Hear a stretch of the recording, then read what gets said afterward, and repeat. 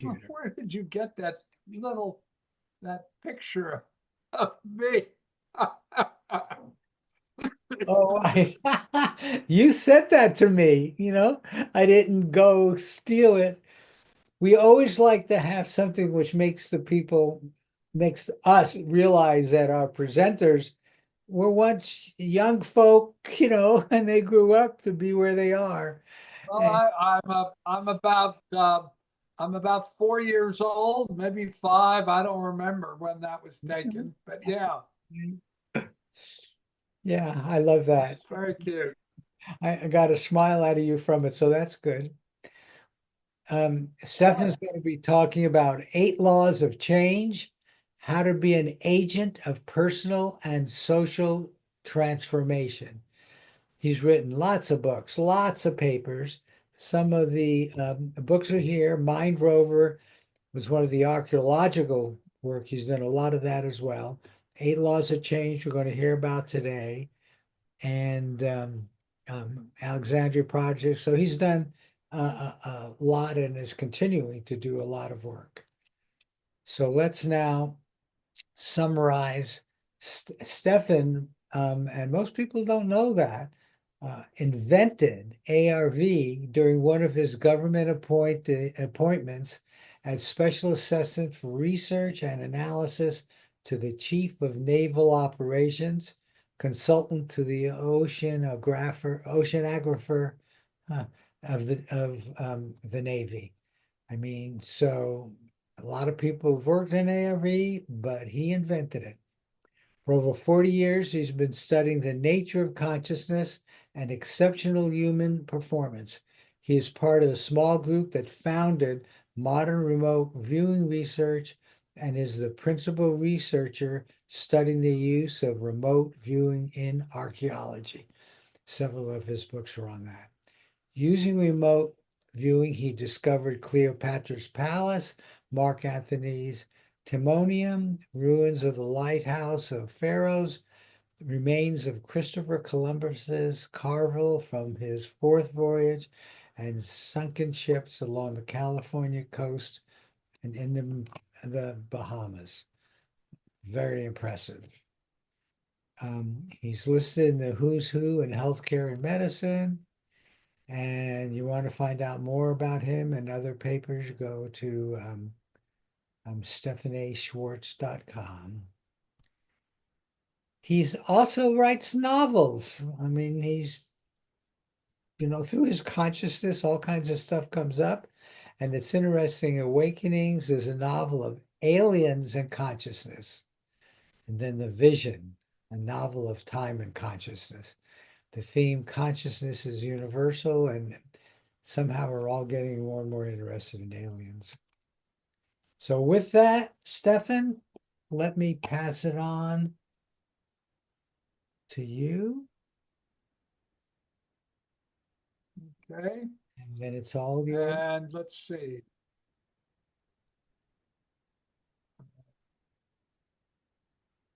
Let's.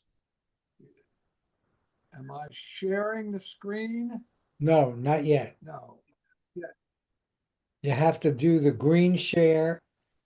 There you go. Now, is that it? Yep, there you go. And we Okay. say 8 laws of change, full screen. Okay. Well, it's a pleasure to do one of Marty's conferences. I've done several, and he puts on very good conferences uh, with excellent people. So we've been friends for a long time. So today I want to talk about something that I think is urgently important. If you're following the news, I want to put the political stuff aside, but we are a country that whose democracy is in peril by, I think, anybody's estimation. Some people like that, some people don't. But I want to talk about, I'm a strong supporter of democracy. I have a whole other life as a historian of the early American Republic, particularly Benjamin Franklin and George Mason. who's the father of the Bill of Rights. He was the one who gave Madison the idea. And so I have very strong feelings about this. I've been involved with trying to support democracy most of my life through civil rights, through women's rights, through the transformation of the military from an elitist conscription organization that was the military I was in during the Vietnam period to a all volunteer meritocracy that is gender and racially blind. And so what I'm going to share with you today, I hope you will take seriously aboard. And as I will get to in a moment, I hope that you will also implement what I'm going to share with you. So now let me see how to do this. Oh, okay, I can do it. All right. So there are really two kinds of ways societies change themselves. One is change compelled by physical power. That's the kind of change we tend to glorify and make heroic, yet it is almost always coercive and often violent, and ultimately it ends up being a zero-sum game. Niccolo Machiavelli is, of course, one of the principal people who recognized this kind of power change and wrote about it and is historically known for it. But there's another kind of change, and that's the one I want to focus on. It's a transition brought about something that's so subtle, it's often not taken seriously, and that's the power of beingness. This is the change that ordinary people with no particular wealth, no political power, no great social influence, you would think, but you nonetheless are able to achieve. This is how Gandhi got independence for India, the most precious British colony, without having a war. We couldn't even do it without a war. This is how Nelson Mandela got the South Africans to end apartheid. This is what led Martin Luther King to begin the civil rights movement and compel a conservative Southern Democratic president to sign the Voting Rights Act of 64 and the Civil Rights Act of 65. So this is a form of social change that is produced when group intention produces national change. It's intention expressed through groups to which people align themselves, and it produces very different outcomes and is nonviolent. So I want to give you an idea of how powerful this is, because people really don't recognize this. And I'm going to do this to illustrate my point by showing you the religious populations in the United States today. Now, as you can see, the largest number of Americans are Roman Catholics. And that's true even though many religions are declining significantly. People are falling away from them, but nonetheless, Roman Catholics, 66,407,105. Southern Baptist conventions, second largest, 16,400,000. You can see these. And you go through this list and you see they're all in millions. And then notice down at the bottom, it's this little group, the Society of Friends, the Quakers. Now, most people, unless you happen to live in the Pennsylvania area, most people don't know any Quakers and never met a Quaker. The only thing they know about them is that you see the picture on the breakfast cereal. So this is a little tiny group between 75, depending on, I looked it up several different ways, between 75 and 81,000 people. That's it. That's the Quakers. This little teeny tiny group. Or to put it another way, if you look at percentages of the populations, you can see that this is a group of people, they don't even constitute 1%, 0.025. And yet, and this is the important part, the Quakers are the source of abolition, public education, penal reform, women's suffrage, civil rights, and environmental protection. So this teeny tiny little group is the source of much of the things that foster well-being in our society. And we don't ever talk about it. I don't think I've ever heard anybody on any corporate media ever talk about the role of the Quakers. And yet, if you actually study American history, you find that this group fosters well-being in a way that nobody else equals. In essence, this is about values.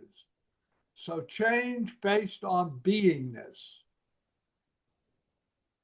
That's what begins and continues to be driven by religious and spiritual considerations, because no other social entity makes these ideas a priority. And yet, religion, just because it's religion, is no guarantee whatever that that the values are life affirming, as the historic present day reality of hate and violence tied to religious fundamentalism makes so very clearly irrefutable. Look at what's going on in the Middle East. Look at what's going on in the Gaza, the genocide that's being carried out against the Palestinians. So just being a religion does not do it. That's not the point. The religions talk about it, talk about things which would appear to be fostering well-being, but they don't necessarily act in that way. And so the point I want to stress to you is this does not require you to be of any religion, any particular religion, or in fact, any religion at all. The strategy of beingness is not limited to religion. The secret that lies at the heart of nonviolent social transformation based on beingness, this strategy of beingness, is what I call the quotidian choice. It's very simple. It's a small moment where you make a decision in which of the options available to you, even though none of them may be great, but one of them is always the most compassionate, life-affirming, and fostering of well-being. And so the way you do this, the way Gandhi taught it, the way Mandela taught it, the way King taught it, the way the Quakers have been doing it since the 17th century, 18th century, is that every day you make little bitty choices. You choose a particular kind of toilet paper, a particular kind of toothpaste, you buy a particular kind of gasoline, whatever. What you do is you do research to find out whether the company you are buying a service or a product from fosters well-being. Does it support social well-being, democracy, healthcare, the things which foster well-being and make a happy society? If you look at the data, and I encourage you to do so, you can go to my website, stephanschwartz.com. or you can go to Science Direct, or you can go to academia.edu, or you can go to ResearchGate. I've got hundreds of papers on this. What you will find is that those countries which foster well-being are the healthiest and happiest. Most Americans have no idea that Americans live 7 years shorter lives than the people in these happiness-oriented democracies. You look at the difference between the United States and Norway, Denmark, Sweden, Finland, Iceland, the Netherlands, and what you see is not only are they healthier, but they're happier. We are not a leading country in any of that. We tell ourselves how great we are and that we're the leading country and all this. It's all lies. When you look at the actual data, what you discover is that the choices we are making as a society today, not always, but today, are not fostering well-being. They are not fostering happiness. They are not fostering health care. They are not fostering longevity. They are not fostering education. 54% of Americans cannot read past the 6th grade level. 43% can't read past 5th grade level. Now, what that means is that almost half of Americans cannot really read and fully, properly comprehend the New York Times or Time magazine. You think about that for a minute. So, the keys to beingness and the quotidian choice. First, you become aware that you're making a choice. Second, you choose the compassionate, life-affirming one as you understand it at that moment. None of the choices may be great, but one is always slightly more compassionate and life-affirming. And the only way that you can know that is that you have to look at the things that you buy and do and discover, am I supporting companies, services that support well-being? Are they compassionate and life-affirming? So it takes a little homework to do this. So how does this beingness become a successful social movement for compassionate and life-affirming change? I think that's a reasonable question, so let me address that. It turns out, and I've been doing this research, by the way, for almost 45 years, looking at social change, writing about social change, being involved with social change, actually goes back longer than that, because I was involved in the civil rights movement back in the 50s. I actually heard Martin Luther King make his "I Have a Dream" speech at the Lincoln Memorial. I was involved in the transformation of the military, as I said. I've been involved with environmentalism since the 50s. And I have studied this not from a political point of view or a partisan point of view, but from a point of view of objectively measurable facts.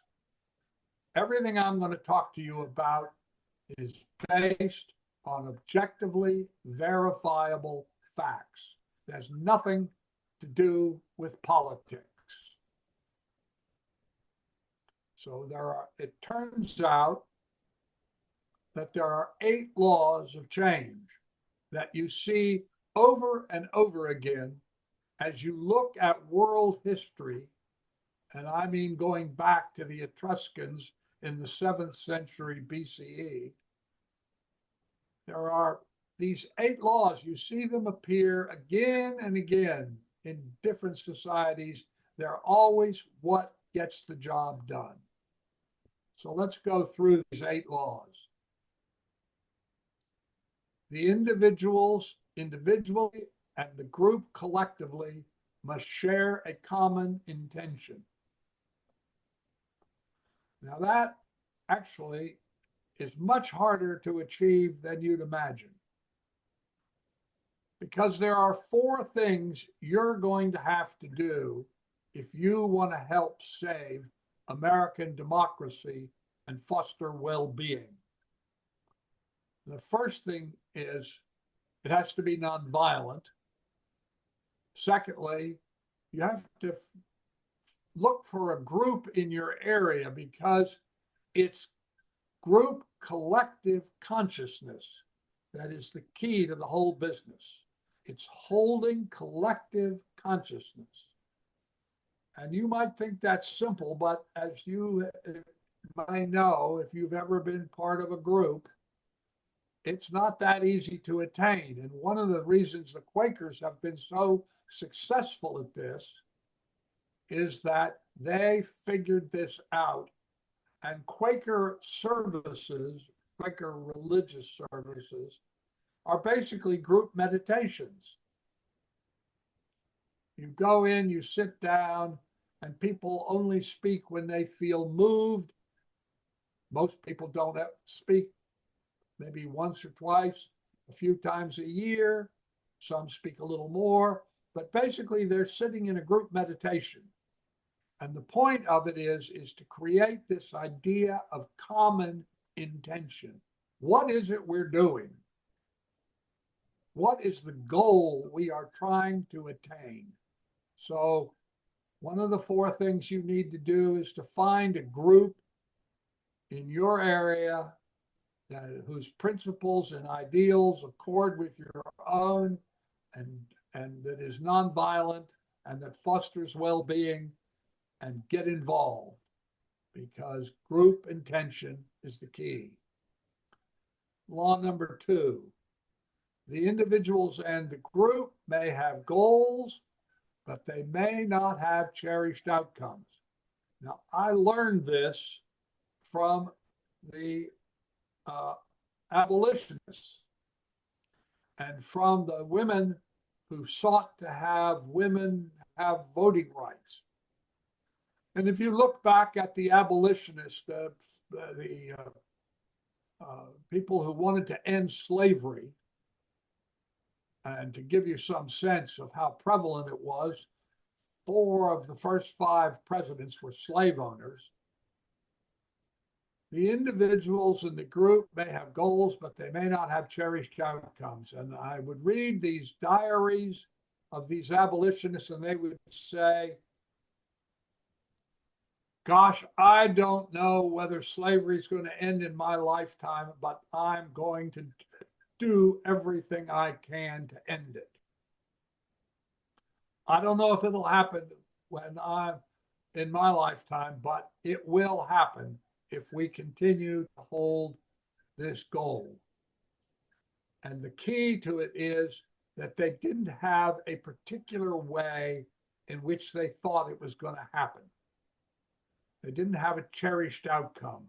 The women who were seeking women's voting didn't happen until 2018. They weren't quite sure how to make it happen, how the Congress was going to do that. But they were very clear that they wanted it to happen. And they went along as things developed. Anything that supported the goal, they didn't have a fixed idea of how it was going to happen, but anything that supported the goal. So that's law number 2.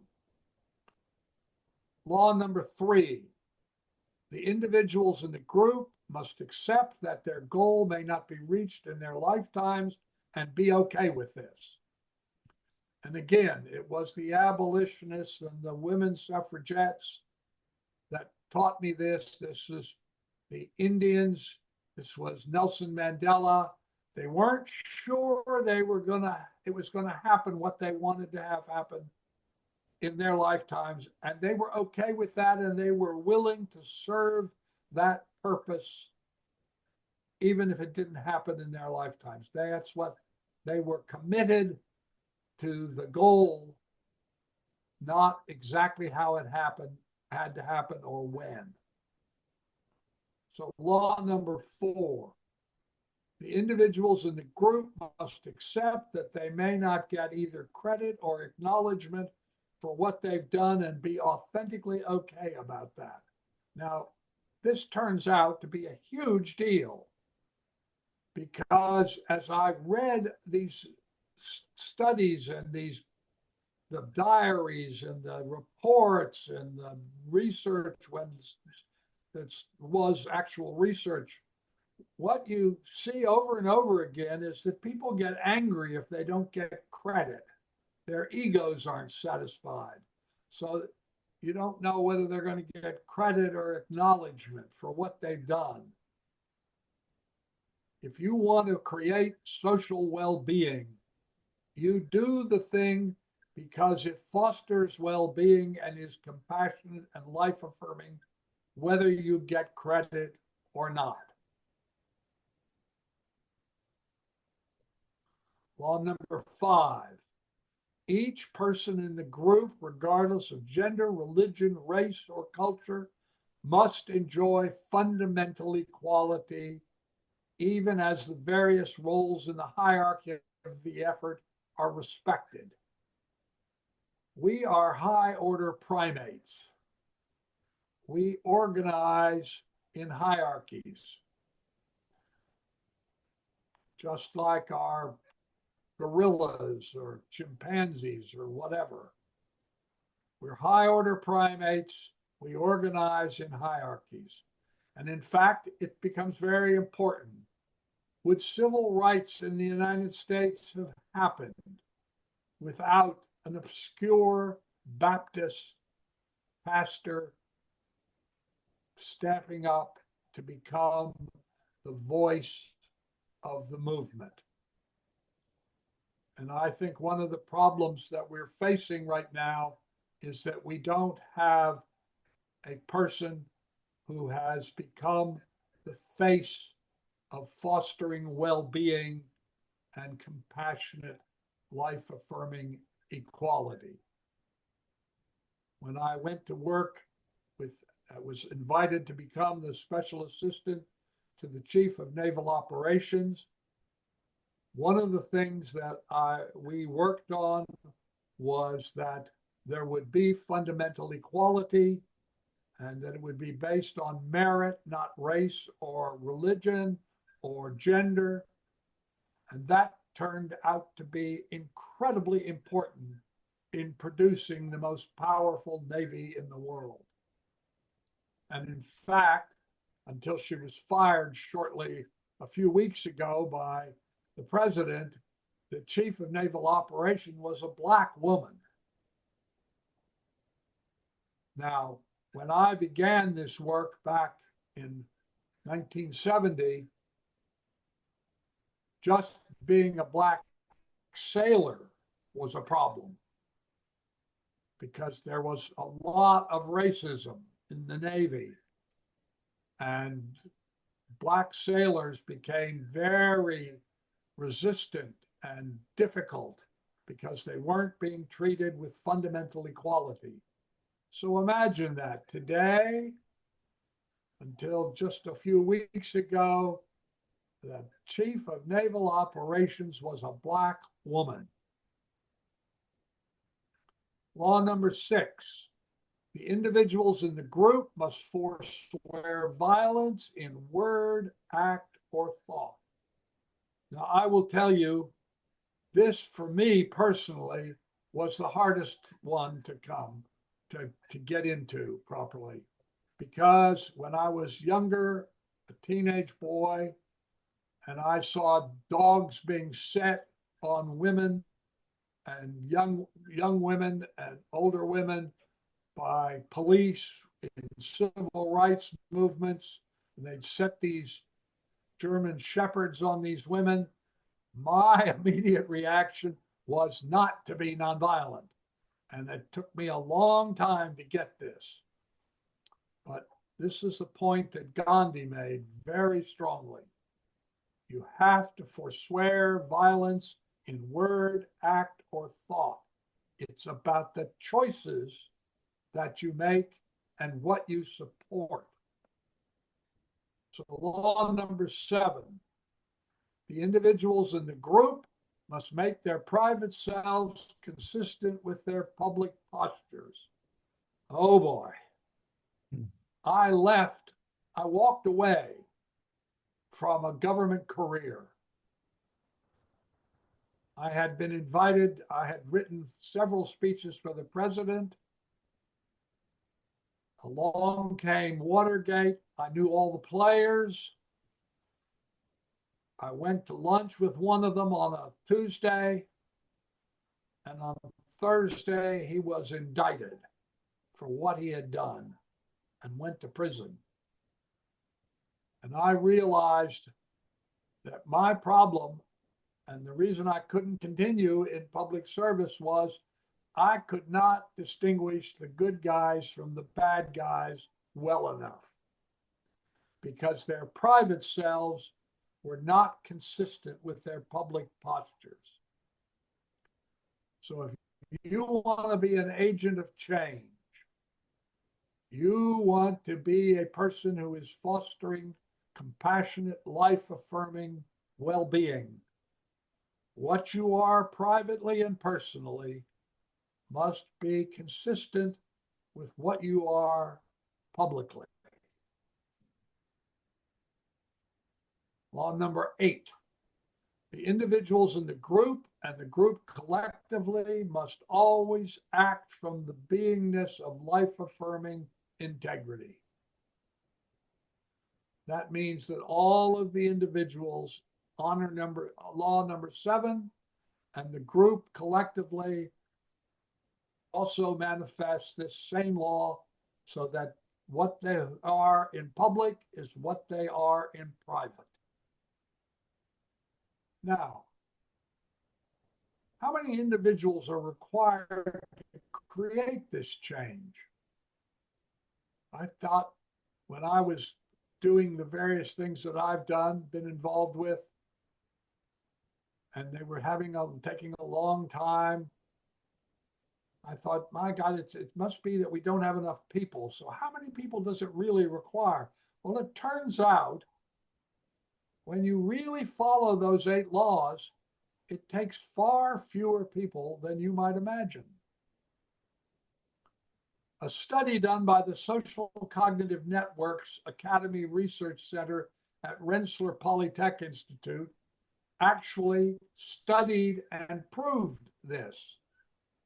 And they said, and this is a quote, you can see the citation down below, to change the beliefs of an entire community, only 10% of the population needs to become convinced of a new or different opinion.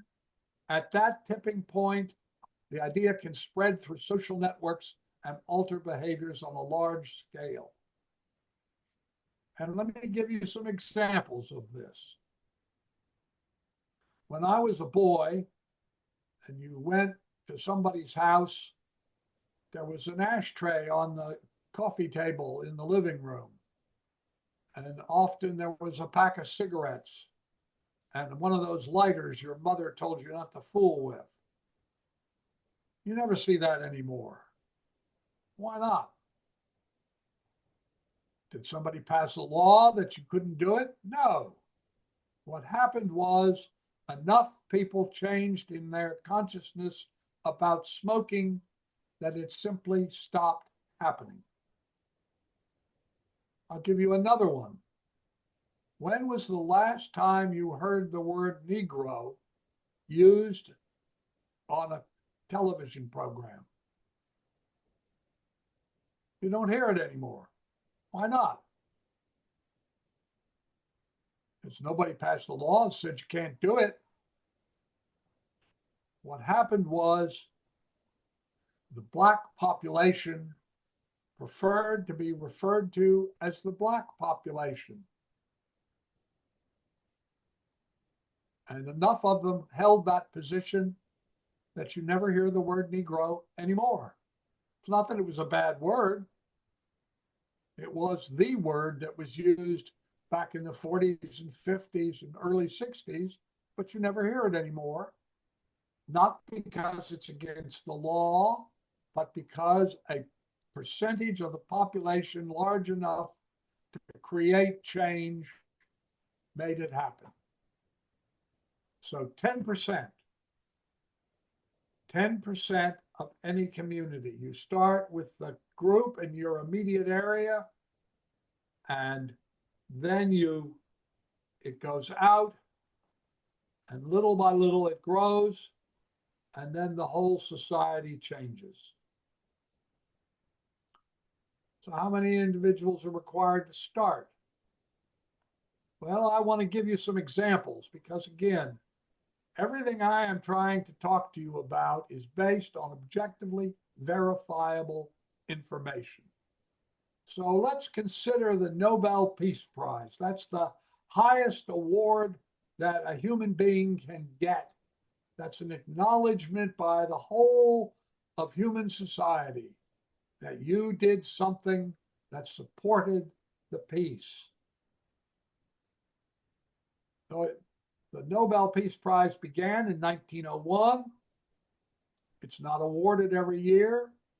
111 individuals have been awarded the prize. 19 of them have been women. 28 unique organizations have received it. And it basically, three kinds of people win this award. Government officials doing whatever it is officially they should be doing, hereditary and acknowledged leaders, and ordinary people who are committed to change.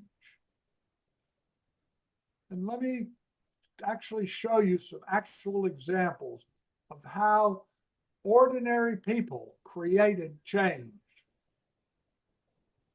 Muriad Corrigan was in her early 30s on the Saturday afternoon in August 1976 when she, Betty Williams, and a male friend, Ciaran McCowan, founded the Community of Peace People.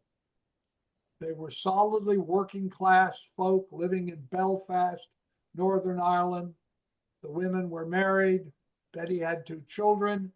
They had never been involved with social action until they decided to end the violence, which was then tearing their world apart, the struggle between the Protestants and the Catholics in Ireland, Northern Ireland. Just ordinary women living in a neighborhood who just had had enough. Here's another one. Rigoberto Menchú was the daughter of an impoverished Quiche Mayan peasant family in which everyone, including her, including the children, picked coffee on big plantations. And she became involved in social reform activities through the Catholic Church and became a prominent women's rights movement advocate while still a teenager, and then became a leading advocate of Indians' rights and ethno-cultural reconciliation in the Western Hemisphere. And she won the Peace Prize in '92. Here's another one.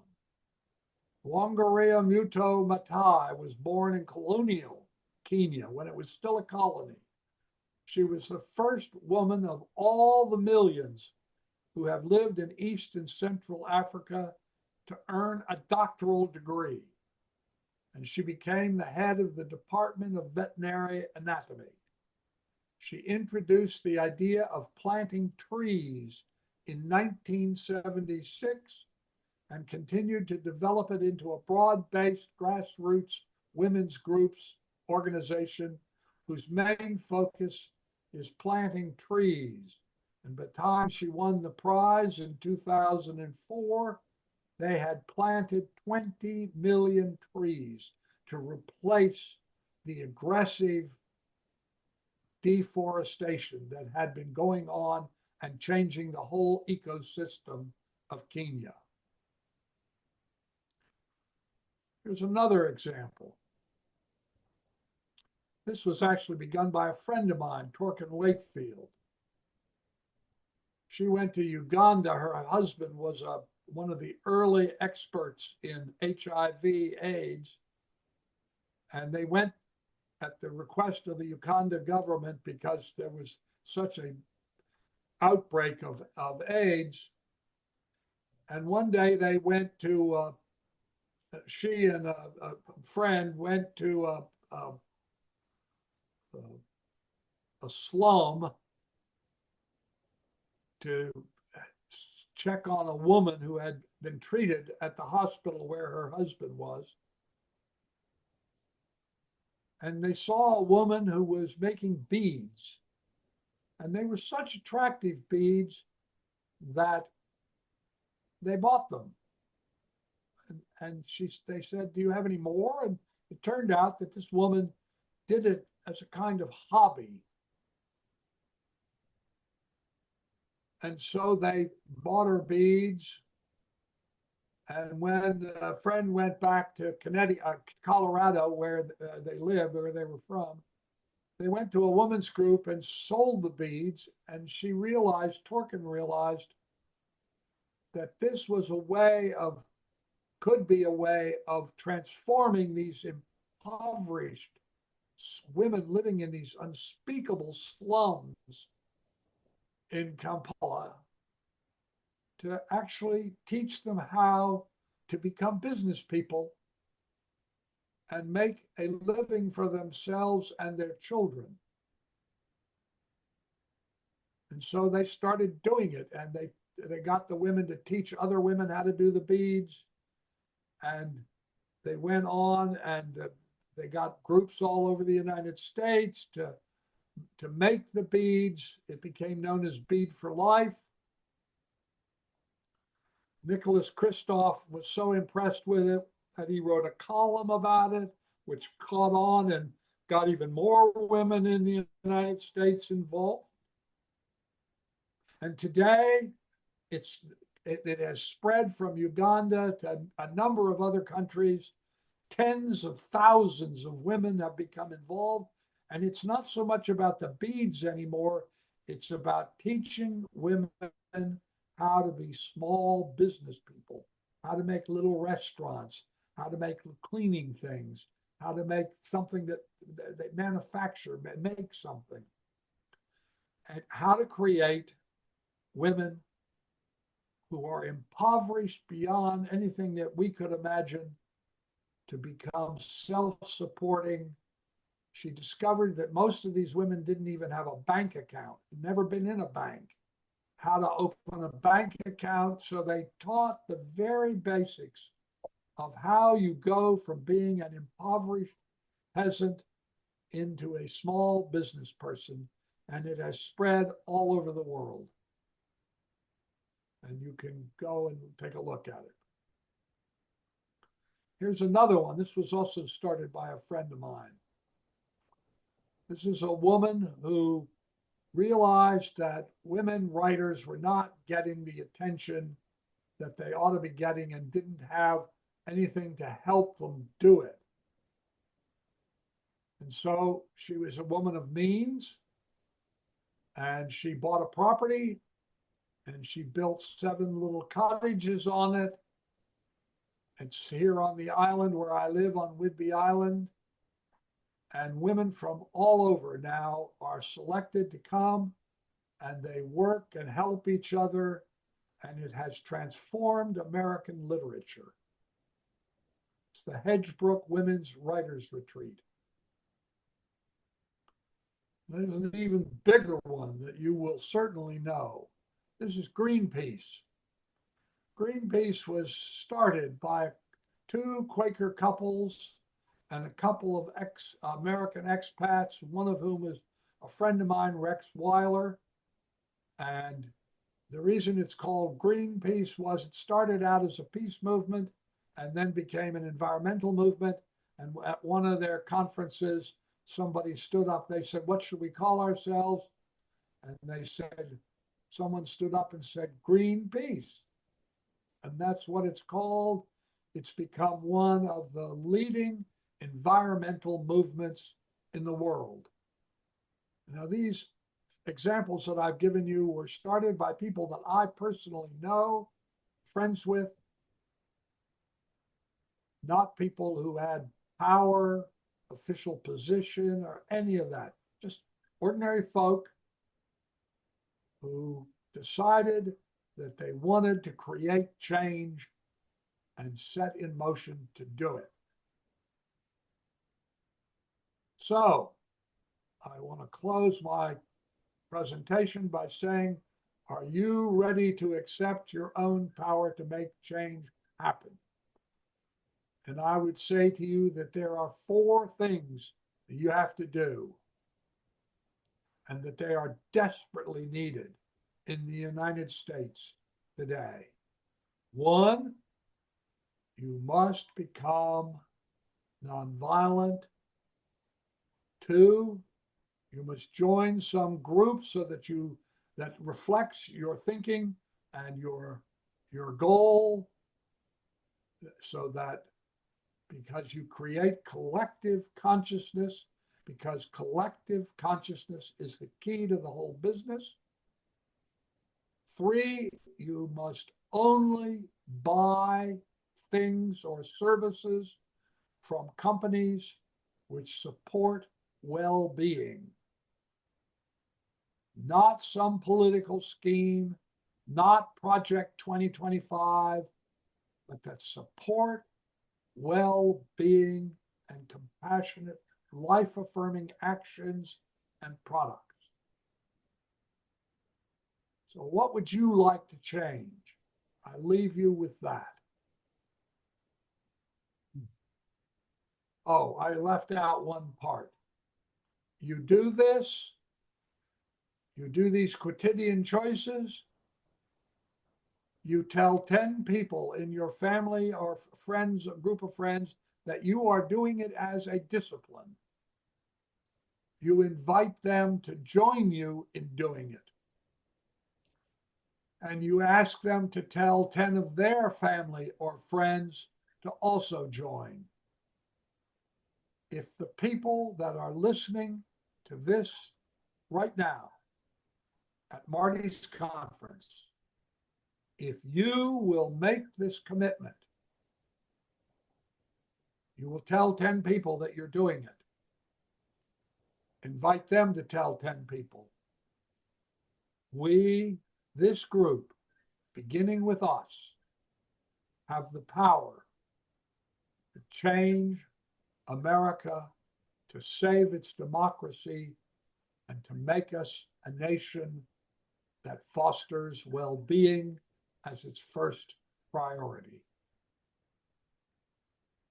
I've written a book about this. You can get it off of Amazon, or you go to my website. You can go, I do a daily Schwartz report where I talk about this. You can get my columns that I write for the Explorer Journal.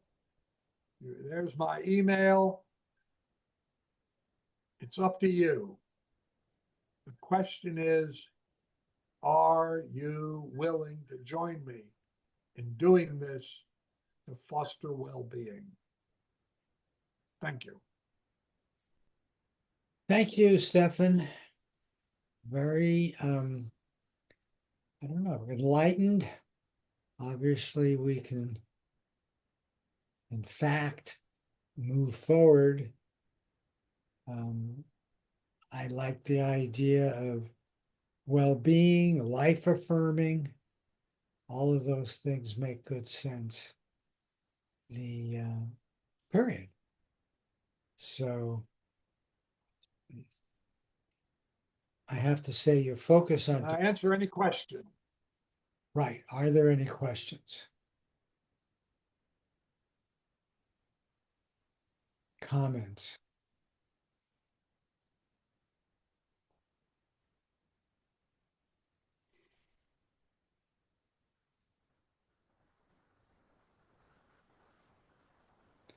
This is so personal.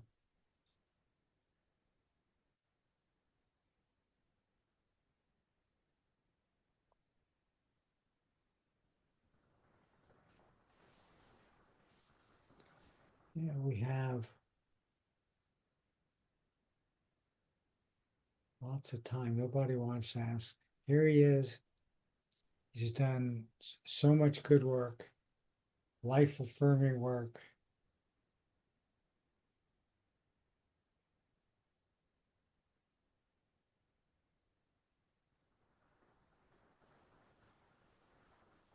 Someone said so inspiring in the chat box. That's certainly good. I have a comment, and that is this 10% is very interesting. Unfortunately, 10% started the Nazis off too, so it's not always for the good, for sure. Yes, yes. I, actually, that's a very important point. This is exactly how the Nazis started. This process of creating collective intention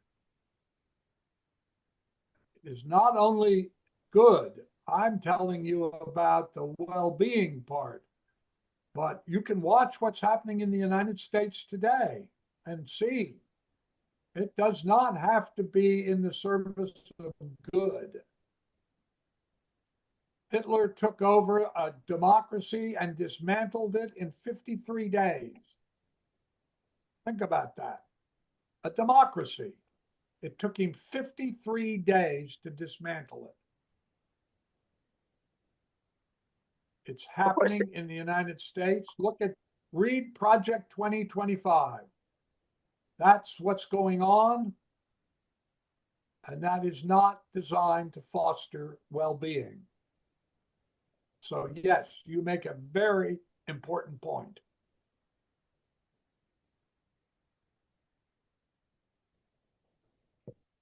Well, I have not read Project 2025. I know it's very controversial.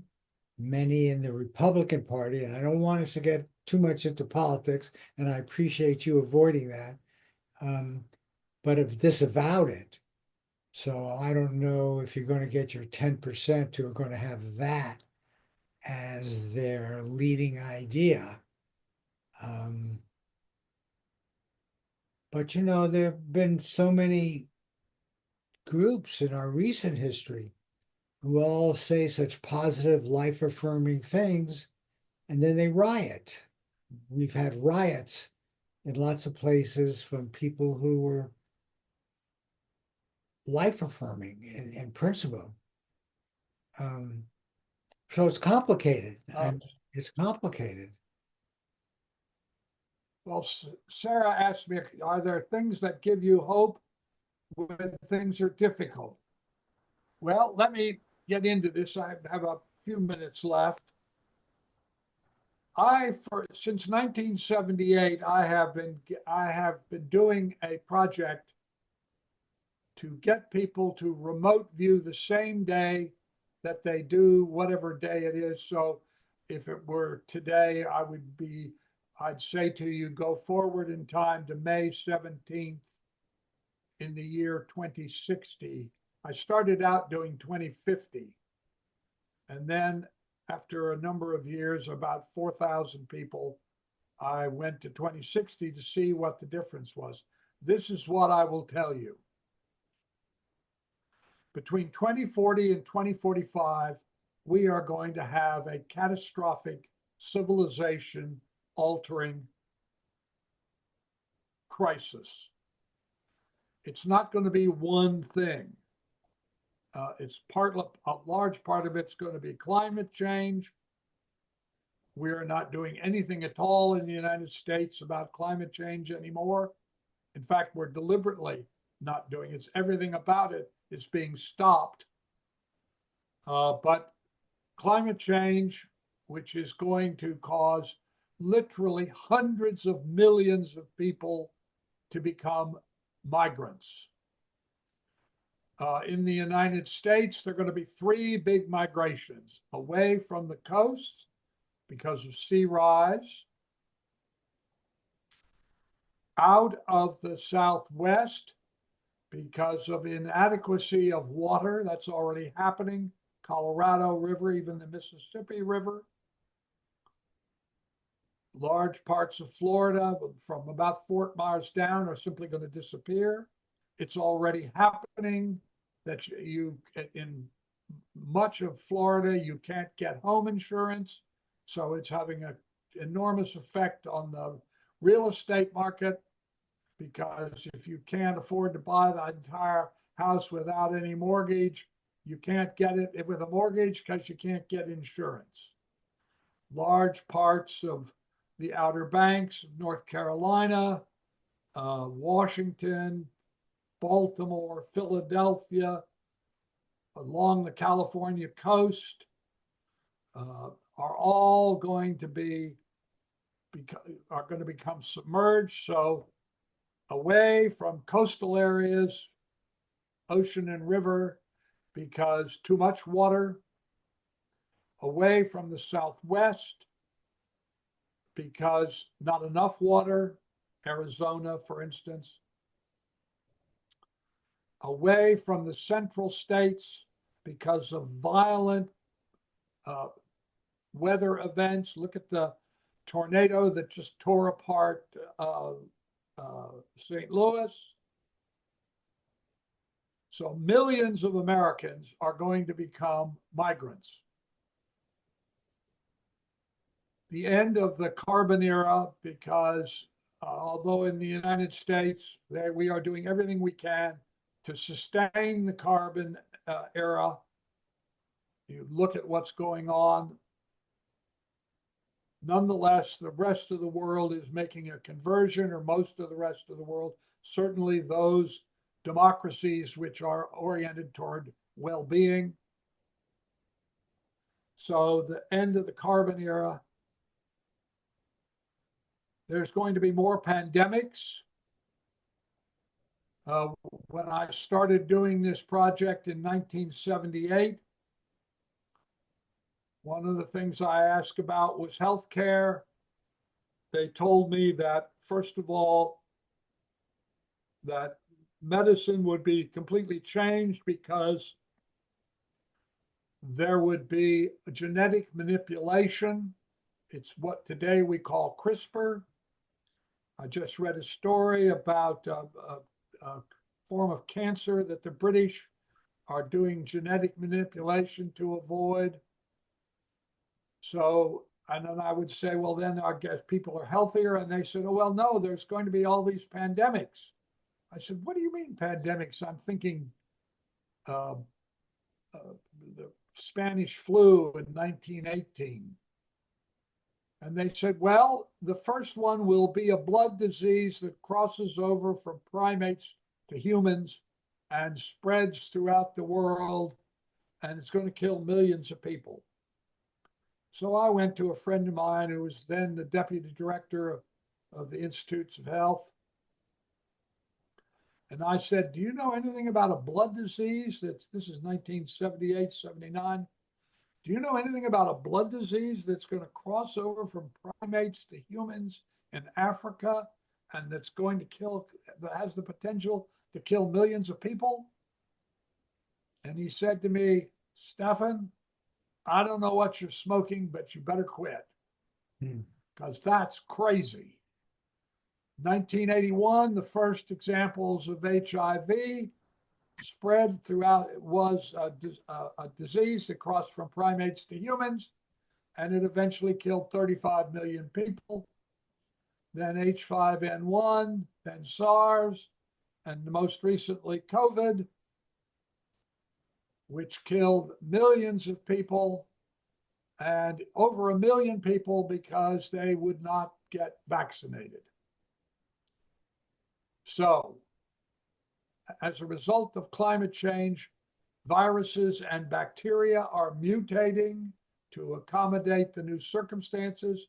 So we're going to have additional pandemics.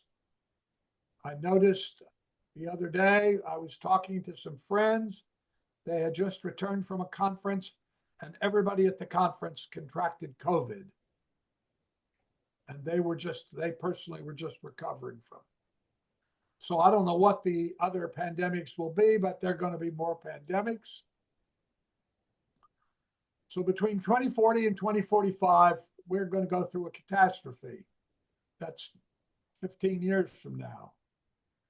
Now, the good news is that by 2060, when I changed from the 2050s to the 2060s and did another several thousand people, by 2060, we have reconstituted ourselves in a different kind of society. We are a different kind of social work, a social society. We don't travel as much. People live in smaller communities.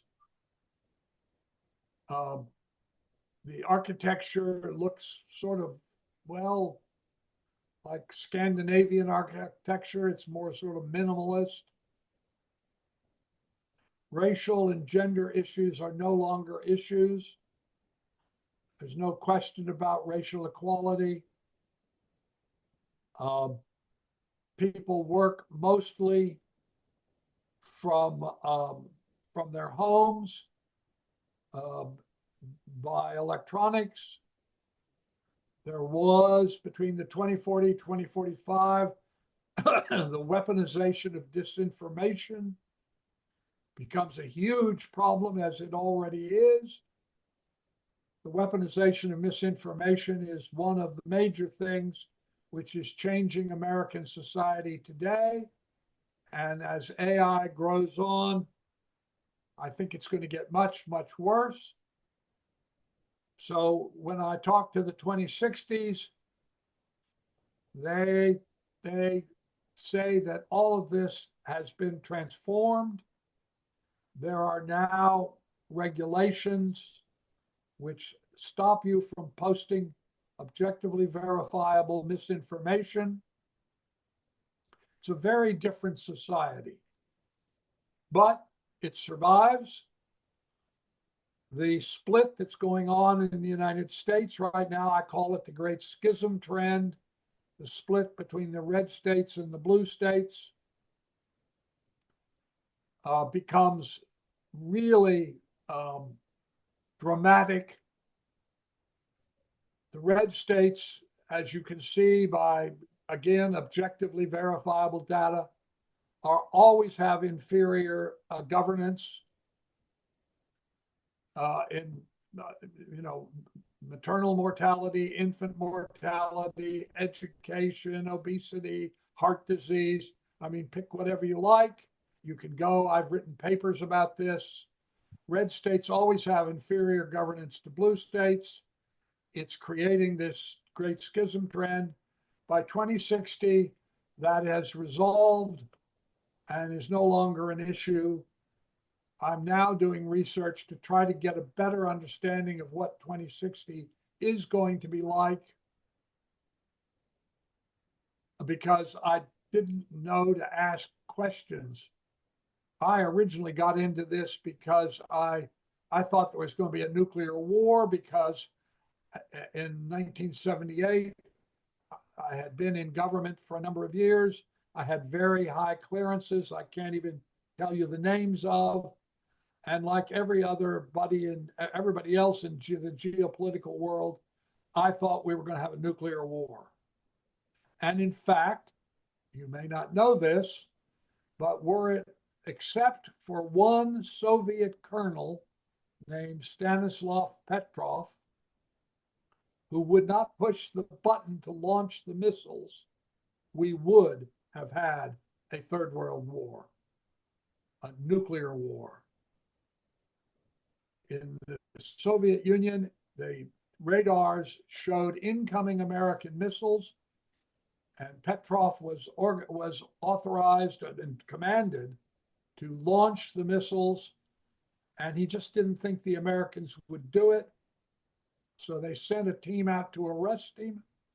And by the time the team got there, they realized that it was not American missiles. It was a mistake, a malfunction in their defense system.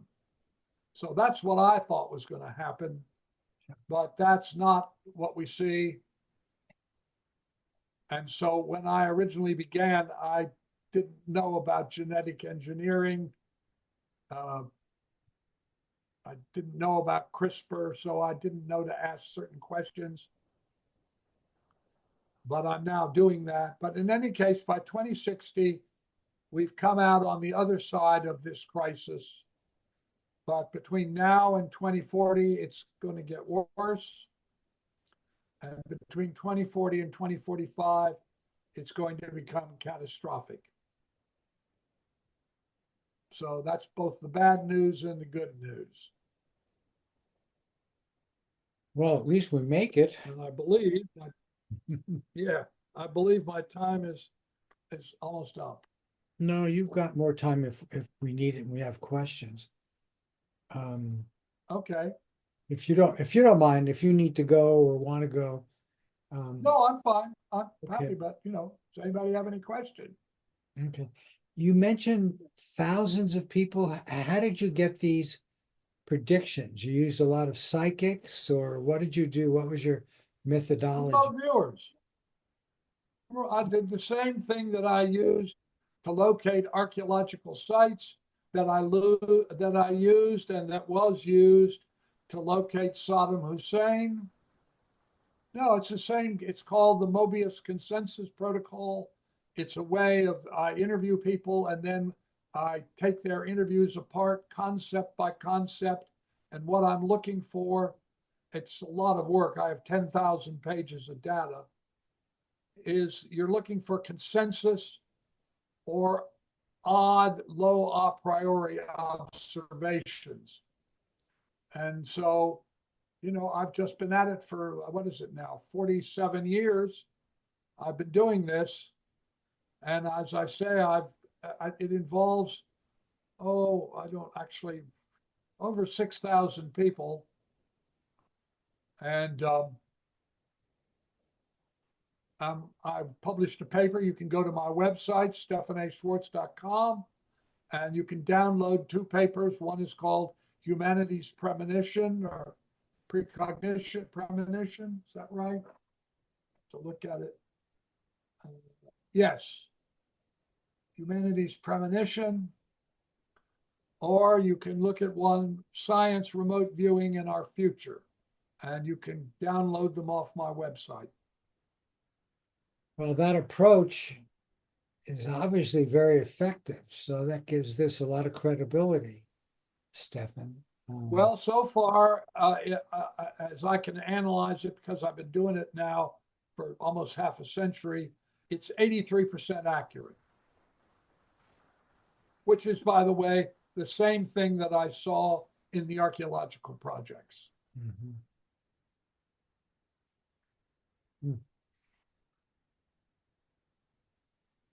Fascinating. It's hard to know what to say. We are part, and that's what's sort of hard to get in thinking about this.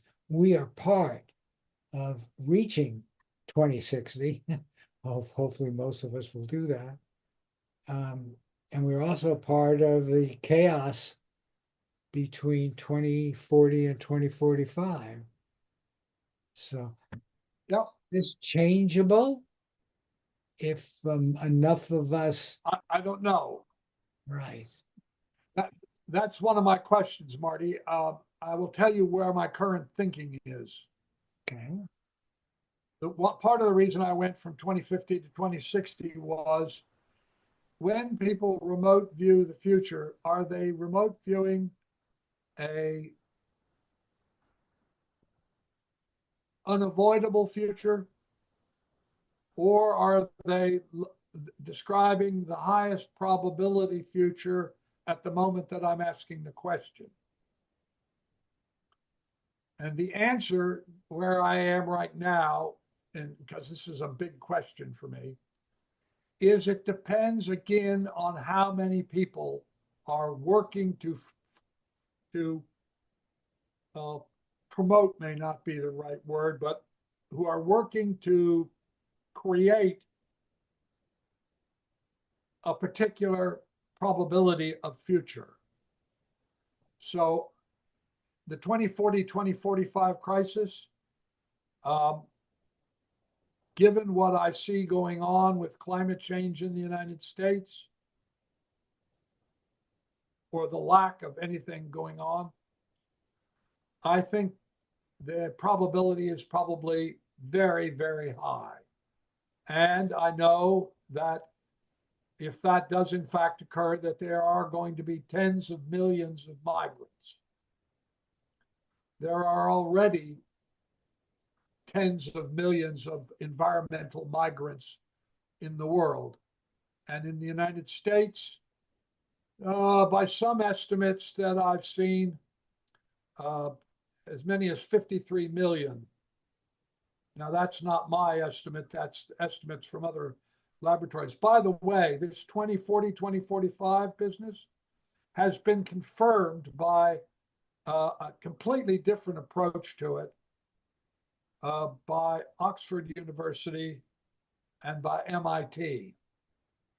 They used completely different ways of doing it, nothing to do with remote viewing, but they have come to exactly the same dates. Very So I think that's very probable. very, yes. Well, sobering. Stefan, okay, any other questions, comments? Okay, let me just thank you. It was a remarkable presentation, good food for thought, of course. I like the 2060 part, but we have to get through the 2040 to 2045. And it's funny what I like and what you like and what's most probable. We're going to be living this day by day. And your idea Yes. of always making choices which are life affirming, etc. I mean, that's always a good idea. How can it not be a good idea? Exactly. Right. All right. Well, thank you, Marty. As Okay. always, you take care. And thank All you. of you. And let me end this. I think I can get you out of here, and then we can end our conference. Okay. Okay. You take care. And you too. And thanks a lot, Stefan. I appreciate it. It's very good. It's both sobering and good long term. Okay. You take care. Bye now.